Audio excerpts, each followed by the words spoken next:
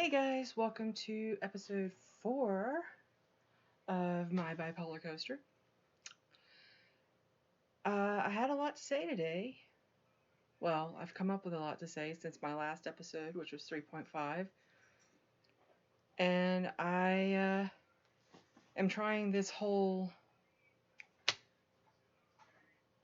steady camera thing. So this is coming to you from my computer.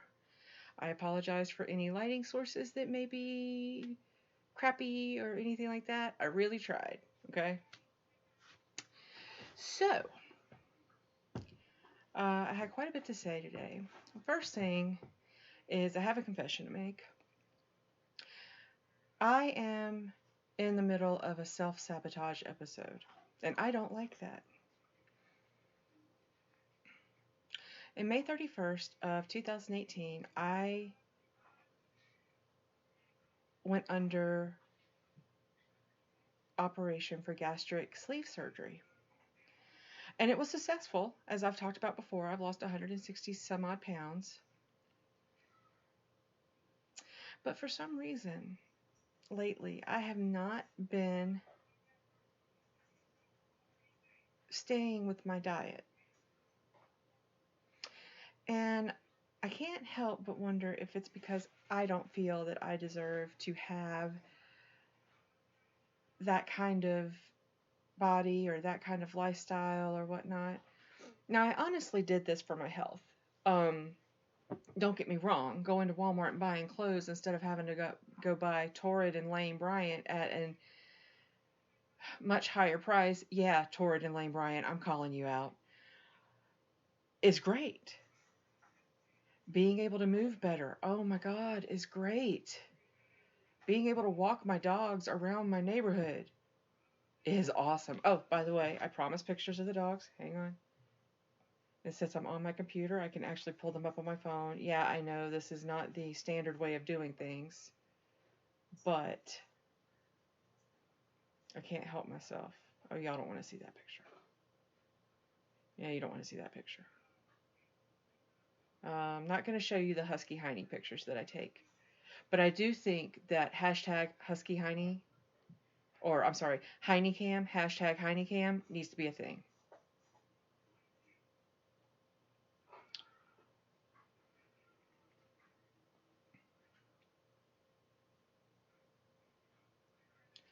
And I'm just sitting here in silence while I'm looking for these stupid pictures. That's kind of stupid, huh?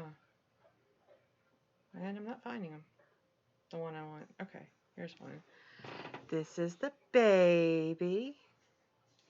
Isn't he so happy? All the time. Mr. Happy, Happy, Happy.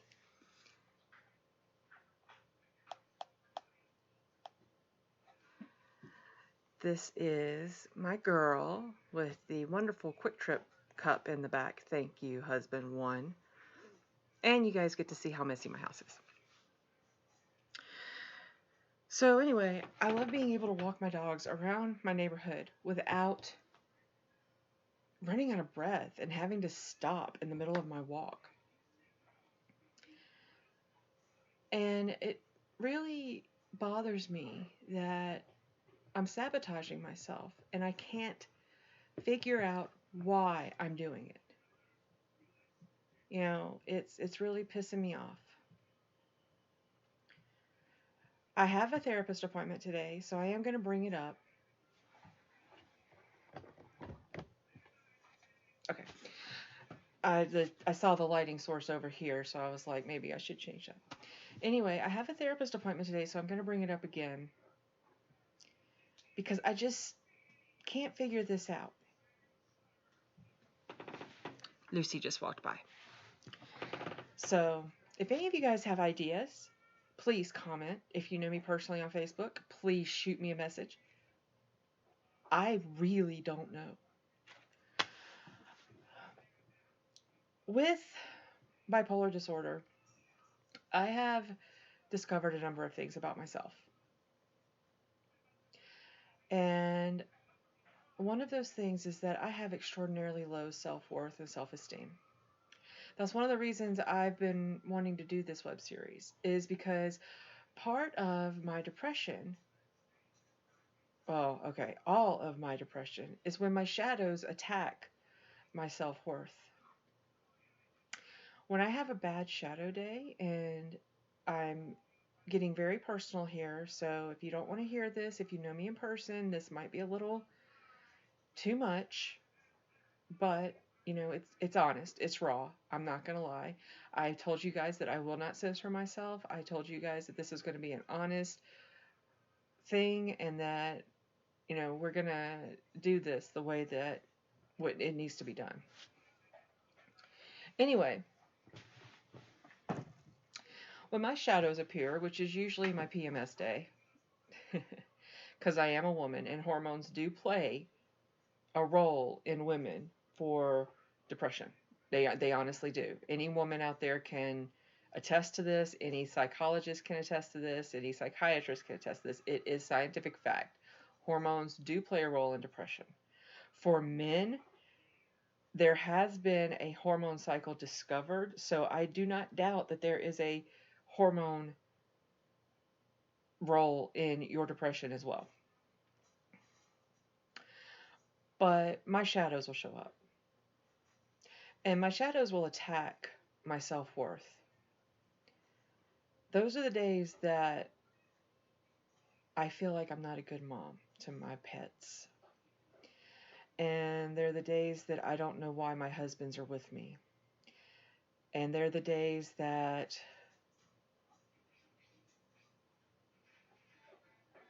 I wonder if I'm any good to anybody.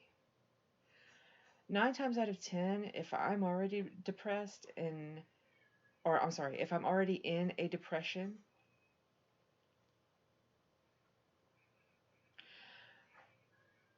and my shadows hit on PMS day, that's the day that the really bad thoughts are going to come up. Now, I have trained myself to look at the calendar. And I know on a certain day in my cycle, I'm going to have this bad day, and it will be over soon. It will be over very soon. I just have to ride it out. It's hard to ride out, not going to lie. So, Leanne, how do you ride it out? You distract yourself. You write. You talk. You go for a walk. You exercise. Although I know that when you're in a depression, that is extraordinarily hard.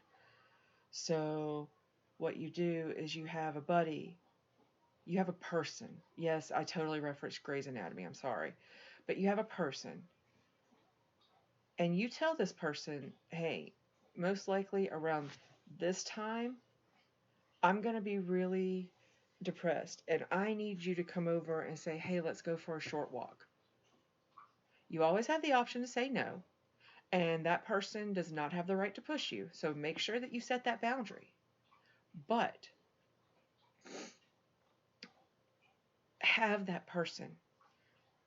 It could be your best friend. It could be your mom. It could be, whatever. It could be yourself. You set yourself an email reminder every month or whenever your cycle is. And this goes for men too. If you, hang on, I'll get to that. Set yourself an email reminder to say, get up and go for a short walk. Hey, me. This is me. We're having a bad day. Or a bad day is coming up. Go for a short walk. Because what happens is the chemicals in your body, like endorphins, will go to your brain's happy place. They'll tickle that happy spot. And when that happy spot gets tickled, then you have a release. Your brain gets to release those thoughts.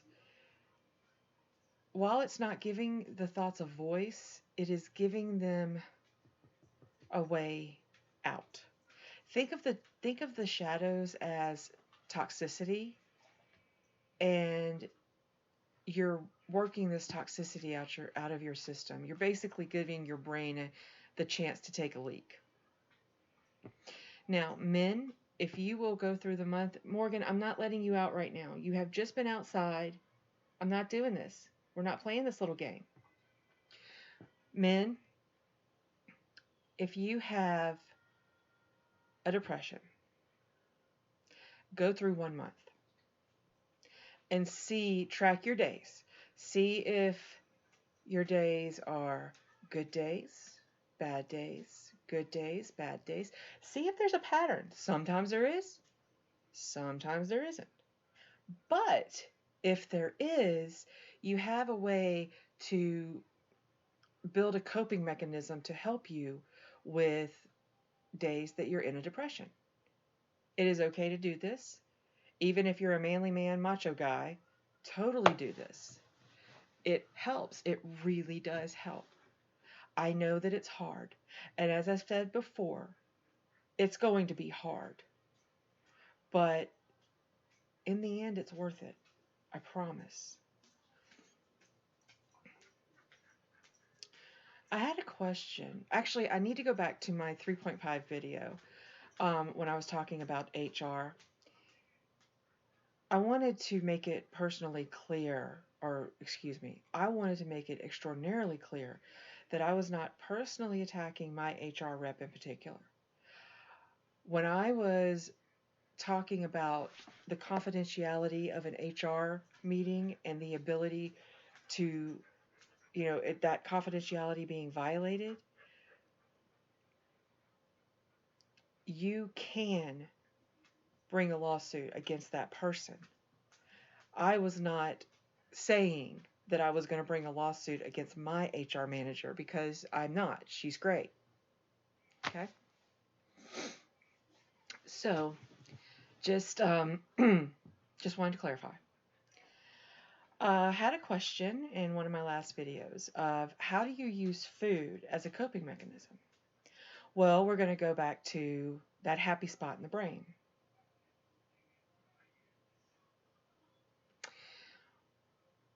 We have a brain, we have a spot in our brain that releases endorphins.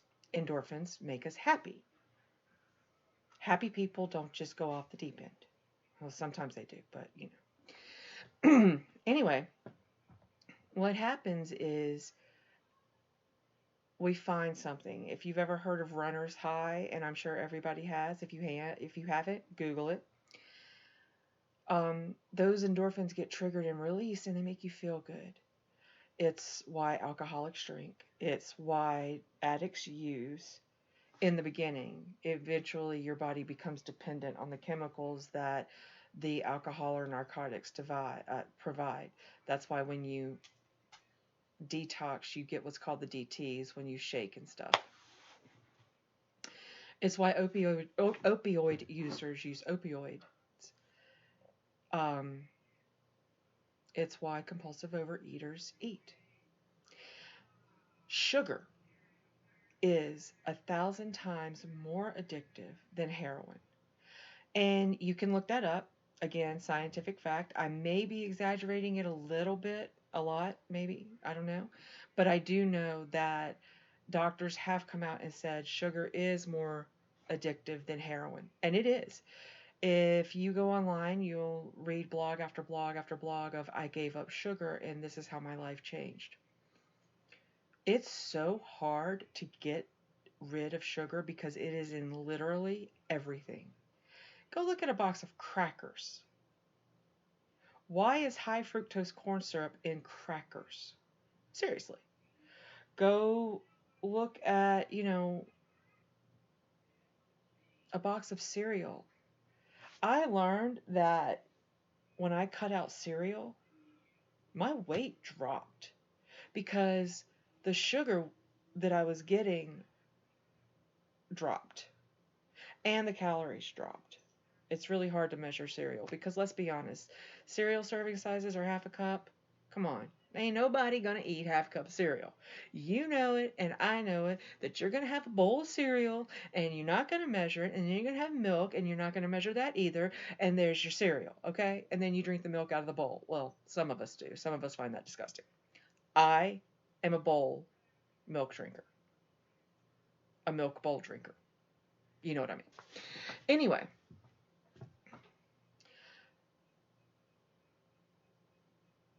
When I get depressed, I have to be very careful not to keep what I call trigger foods in the house. And those are foods that you can just reach for and just mindlessly eat. Cookies, chips, French's fried onions, candy like the little Hershey's miniatures. And or not even the Hershey's miniatures, because not everybody likes chocolate. How about gummy bears? That's a good one. Ice cream. Sorry, guys. Ice cream is a trigger food for some of us. So when I'm in a depression, I have to make sure that either A, if those things are in the house, they're off limits, or B,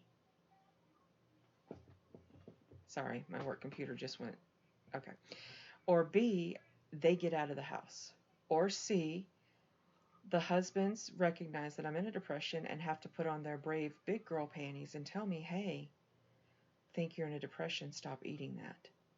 That is brave.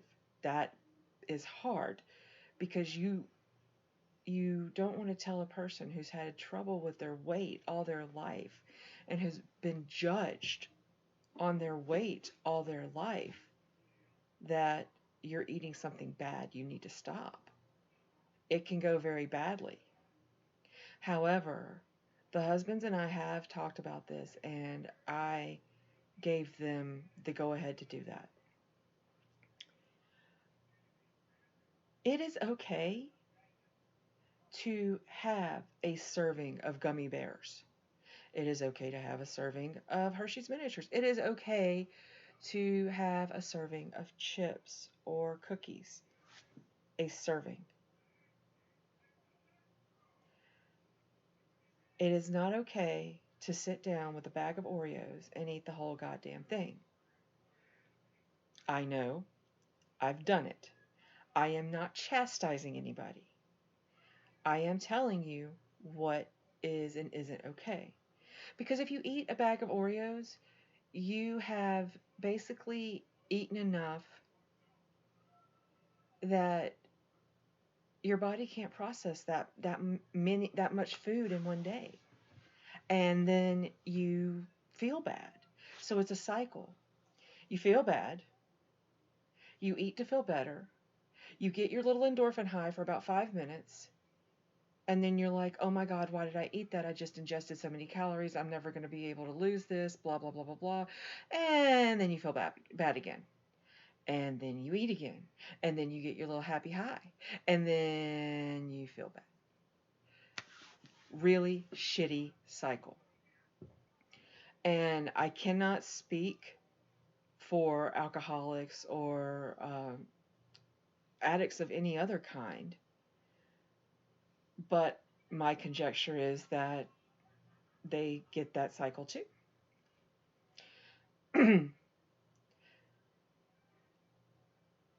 If you feel bad, go for a walk,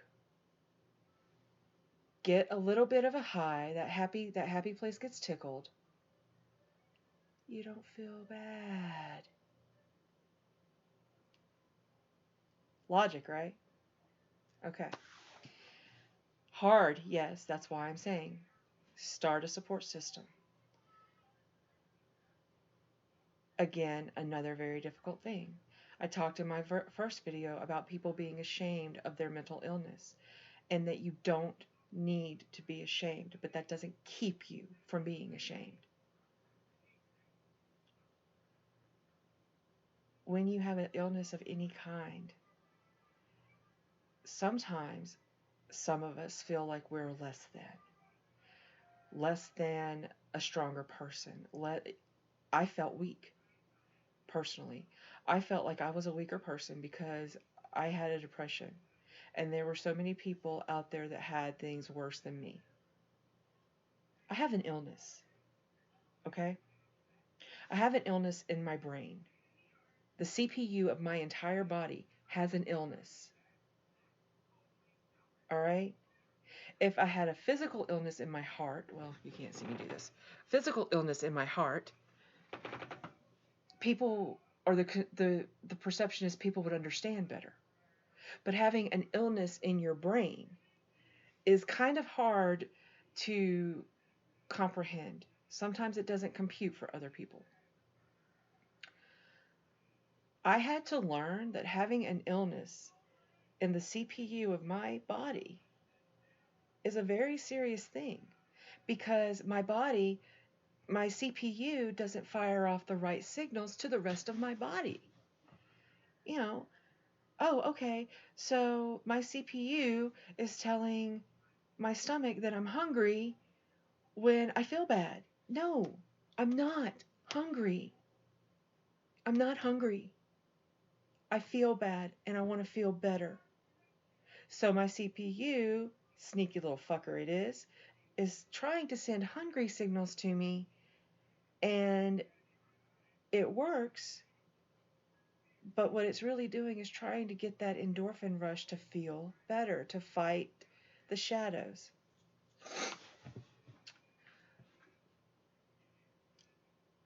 I guess this really isn't a very lively video today, but it is true.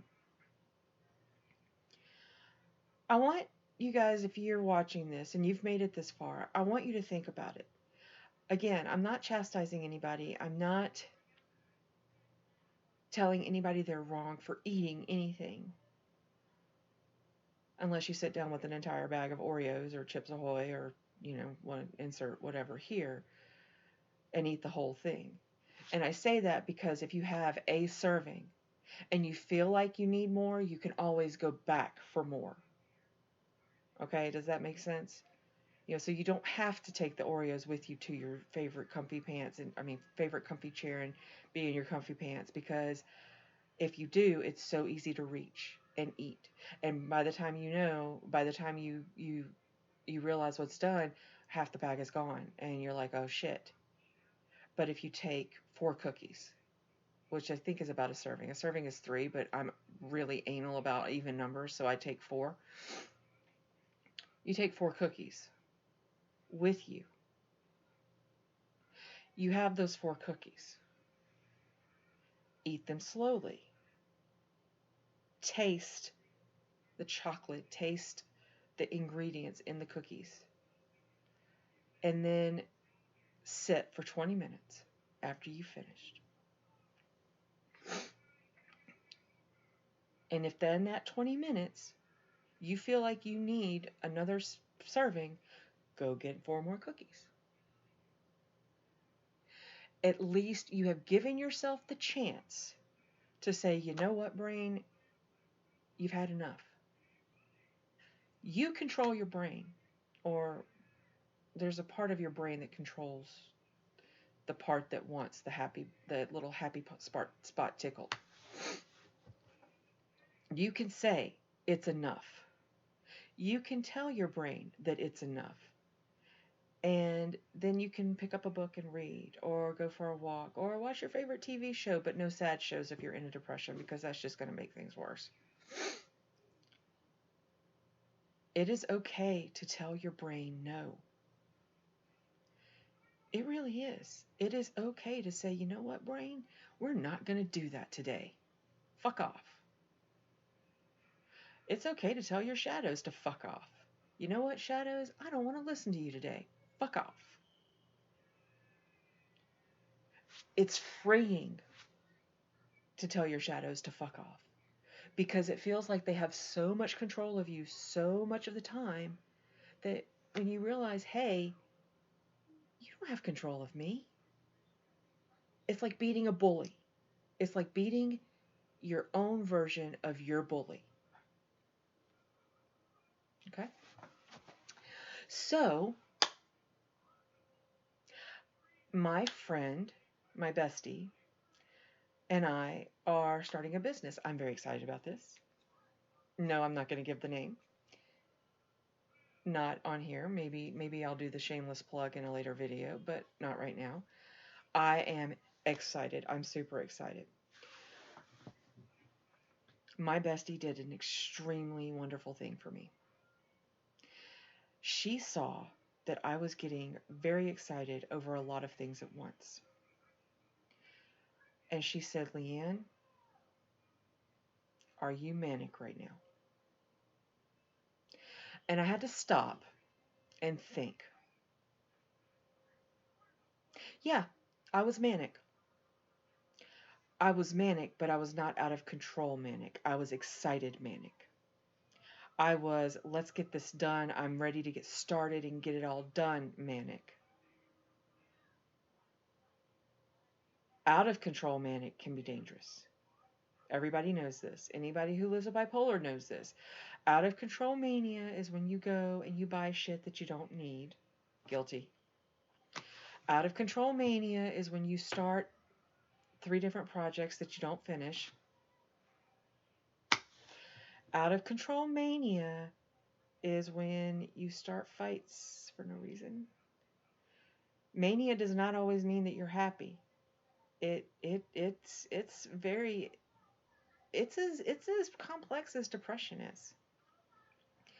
Because I have bipolar 2 and my bipolar lives on the more depressed side of the spectrum, I don't have all the experience with mania that bipolar 1 people do, but I do have some. If any bipolar 1 people would like to leave in comments their mania experience, please let me know. I will talk about it. I will definitely talk about it. I have to appreciate the fact that my bestie, my person, one of my people, said, "Are you manic right now?" Because she cared enough to make sure that I was not going to go off the deep end. I love that about her. So, bestie, if you watch this, I thank you from the bottom of my heart. I really, really do. Okay, so I made a grateful post on Facebook today. And one of the things that I said was I was grateful for the fact that I had the opportunity to purchase a policeman's goods, items that he bought. There has been so much bad press in the media for the police. And the media has capitalized for their prosperity, the bad press, the bad things, the bad cops. What about the good cops? You know, there are cops that go out there and put their lives on the line every fucking day to try and help the public. And they really do. They really do. Agree with me or not? It's a dangerous goddamn job. It is. You know, there are cops that I know for a fact will go rescue a dog out of traffic. They will take a kid out of a dangerous situation. They will show up to your house and try to get you help if you're suicidal.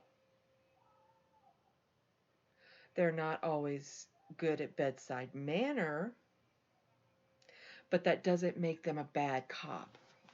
That makes them a let's get down to business cop. I am grateful that this policeman was in Quick Trip with me this morning. And I am grateful that I was able to make his day a little bit better because I appreciate him and his job. And I think it needs to be said that there are a lot, that the good outweighs the bad.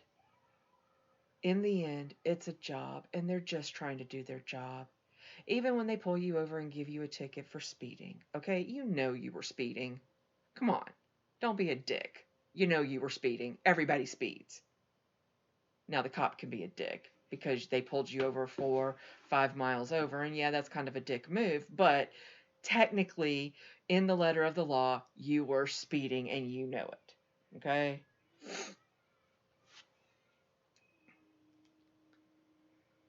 try to be a little bit kinder.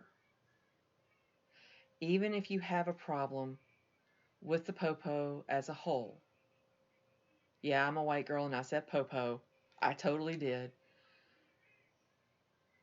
Even if you have a problem with them as a whole, remember, the individual didn't do it. Okay? The individual that you are speaking to right now is not the one that made the media. They're the one that is quietly trying to do their damn job. So, if I end up getting any people on here that watch this that happen to be on the other side of the law, try and remember that. Don't take these guys away from their families. I mean, if you have to shoot somebody, aim for a leg or an arm. Don't do a headshot or anything. I'm not telling you to go shoot a cop. I'm saying if you have to. If there's no other way, if you can't run it out, don't kill anybody. It's not worth it.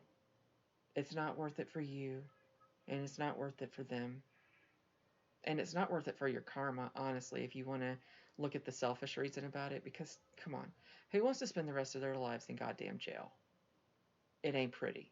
Have you seen the documentaries on jail? Overcrowdedness and everything. I mean, come on, that's not pretty. If you don't like my opinion on this, you got the stop button. You don't have to watch my videos. But let's, use a little sense here. I guess that's really it today. I'm sorry I'm not more upbeat, but I'm a little bit tired. I didn't get a lot of sleep last night. And I've got a busy day ahead. Ooh. And the yawning has started. I do want to say that both husbands watched episode 3.5.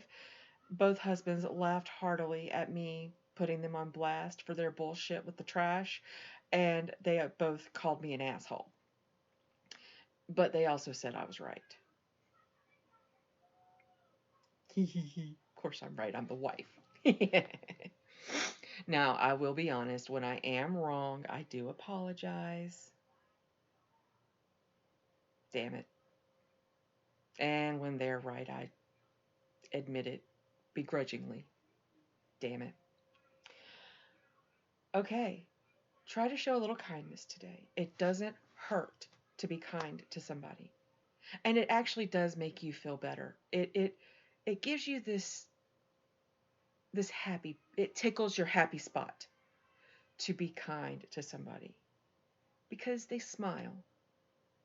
And if they've had a shitty day, they will remember that one person was kind to them.